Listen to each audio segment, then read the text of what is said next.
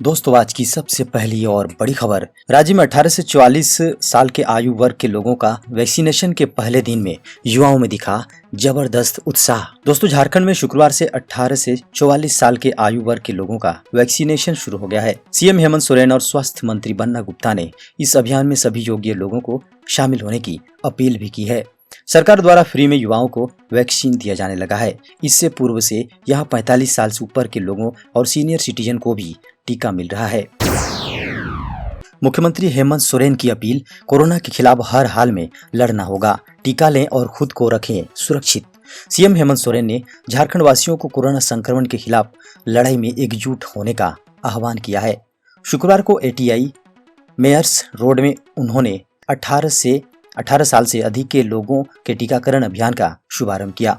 कहा कि लंबे इंतजार के बाद वैक्सीनेशन अभियान प्रारंभ हो गया है। सरकार 18 से 44 की उम्र के लोगों को मुफ्त वैक्सीन लगाने की मुहिम पर लगी है। झारखंड वासियों से कहा कि इस संकट के खिलाफ हर हाल में लड़ना होगा। टीकाकरण के माध्यम से लोग अपने आप को सुरक्षित करने में आगे आए। दूसरे राज्यों से झारखंड आने वालों के लिए निबंधन हुआ अनिवार्य। झारखंड में जारी स्वास्थ्य सुरक्षा सप्ताह के दौरान दूसरे राज्यों से यहां आने वालों के लिए सभी को अनिवार्य तौर पर www.jharkhandtravel.nic.in पर निबंधन कराना होगा। निबंधन झारखंड पहुंचने से पूर्व ही मान्य होगा। हवाई, रेल, सड़क मार्ग से झारखंड आने वालों को इन नियमों का पालन करना होगा। ये नियम 16 मई से प्रभावी होंगे। इतना ही नहीं, ऐसे लोगों को 7 दिनों तक होम क्वारंटाइन में अनिवार्य रूप से रहना होगा।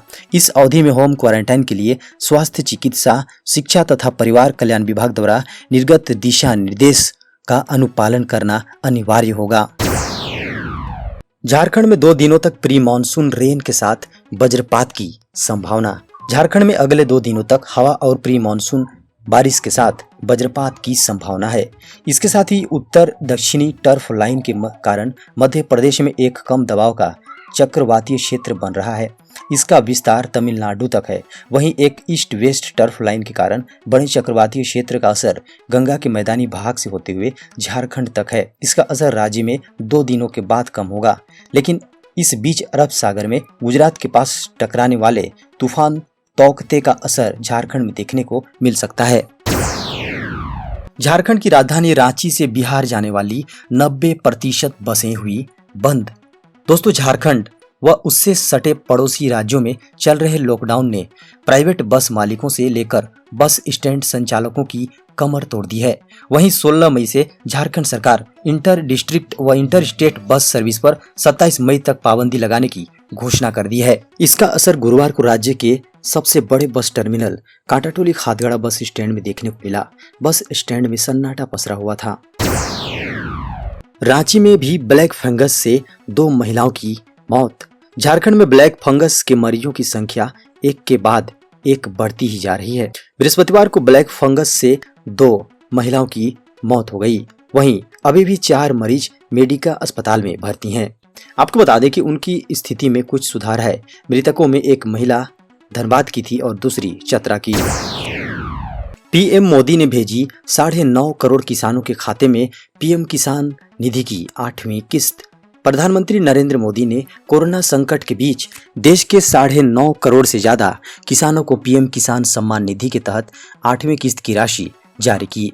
पीएम ने वीडियो कॉन्फ्रेंसिंग के जरिए किसानों के खाते में 19,000 करोड़ रुपए की राशि जारी की। मालूम हो कि प्रधानमंत्री नरेंद्र मोदी ने देश में किसानों की हालत में सुधार लाने के लिए किसान सम्मान निधि योजना की शुरुआत की थी, जिसकी 8वीं किस्त का भुगतान हुआ। इस योजना के तहत किसान परिवार को प्रति साल 6,000 रुपए देना है। डैम से लौट रहे एक युवक की हादसे में दर्दनाक मौत, दूसरे की हालत गंभीर। दोस्तों गुमला जिले के बसिया थाना क्षेत्र के लोंगा गांव में रांची सिमडेगा मुख्य पथ पर सड़क हादसे में एक युवक की मौत हो गई। वहीं एक की हालत बेहद गंभीर बनी हुई है। मृतक की पहचान 25 वर्षीय आलोक किरकेटा के रूप में हुई है। 20 वर्षीय संदीप सोरेन का इलाज अस्पताल में जारी है। आपको बता दें कि आलोक और संदीप अपने दोस्तों के साथ स्कूटी से साकिया डैम घूमने गए थे। वहां से लौटकर आलोक आ रहा था। उस वक्त स्कूटी अचानक अनियंत्रित हो गई और यह हादसा हो गया। साहेबगंज सदर अस्पताल में हुआ ऑक्सीजन प्लांट शुरू। दोस्तों, कोरोना वायरस से गंभीर रूप से संक्रमित मरीजों को ऑक्सीजन की काफी जरूरत होती है। ऑक्सीजन को लेकर कई मरीज काफी परेशानियां झेल चुके हैं। इन परिस्थितियों को देखते हुए झारखंड सरकार के निर्देश पर जिला प्रशासन ने साहेबगंज सदर अस्पताल परिसर में ऑक्सीजन प्लांट का निर्माण कराया है। यह झारखंड का तीसरा ऑक्सीजन प्लांट है। यह प्लांट हर 1 घंटे में 5000 लीटर ऑक्सीजन पैदा कर सकेगा, जी हाँ, उत्पादन कर सकेगा, जिससे सदर अस्पताल में 50 कोविड डेडिकेटेड बेड पर ऑक्सीजन की आपूर्ति की जाएगी। किसान क्रेडिट कार्ड को लेकर मोदी सरकार ने लिया बड़ा फैसला। दोस्तों, कोरोना महामारी के दौर में केंद्र की मोदी सरकार ने किसानों को बड़ी राहत दी है। लगभग 8 करोड़ किसान क्रेडिट कार्ड यानी केसीसी धारकों के लिए लोन भुगतान करने की तिथि को बढ़ाकर अब 30 जून कर दिया गया है। कोरोना के चलते केंद्र सरकार ने लोन लौटाने की आखिरी तारीख को 31 मार्च से बढ़ाकर 30 जून कर दिया है। किसान क्रेडिट कार्ड पर लोन लेने वाले किसानों को 31 मार्च तक लोन का भुगतान करने पर ब्याज दरों में छूट मिलती है। अगर किसान 31 मार्च तक लोन नहीं लौटाते हैं तो उन्हें 4% की जगह 7% की दर पर ब्याज देना होता है। Clinical research unit for homeopathy Ranchi बनाएगा 80,000 बिरसा जीवन आयुष किट। दोस्तों, कोरोना संक्रमित मरीजों को कोरोना से लड़ने के लिए बिरसा जीवन आयुष किट का वितरण किया जाना है।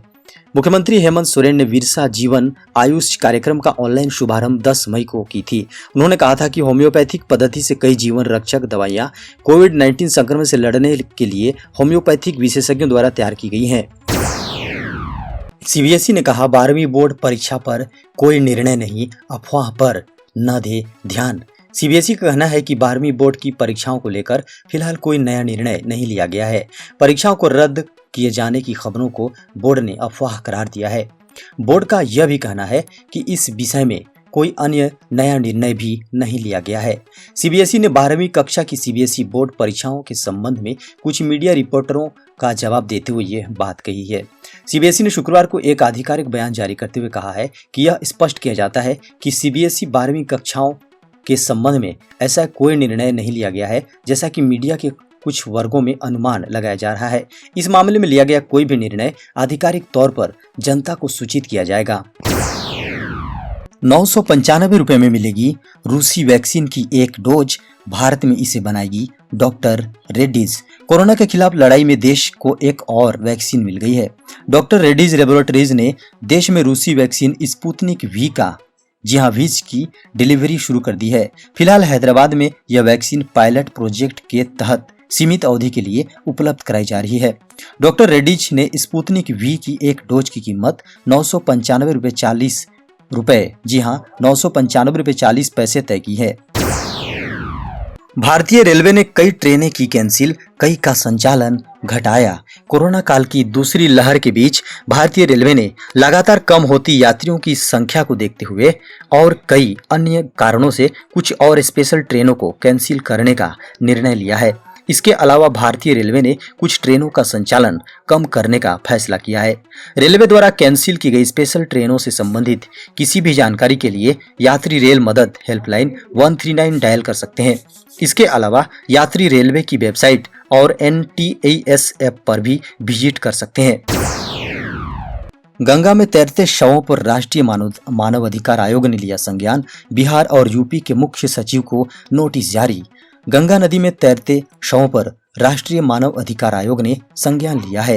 एक आम नागरिक की लिखित शिकायत पर संज्ञान लेते हुए आयोग ने बिहार और उत्तर प्रदेश के मुख्य सचिवों, केंद्रीय जल शक्ति, जल संसाधन, नदी विकास एवं गंगा संरक्षण विभाग को नोटिस जारी कर 4 सप्ताह के अंदर की 4 सप्ताह के भीतर की गई कार्रवाई की रिपोर्ट प्रस्तुत करने का निर्देश दिया है। गंगा नदी में तैरते शव पूरे देश में चर्चा का विषय बना हुआ है। इसके साथ ही कई सवाल खड़े हुए थे, जिसके जवाब मानव अधिकार आयोग ने मांगे हैं।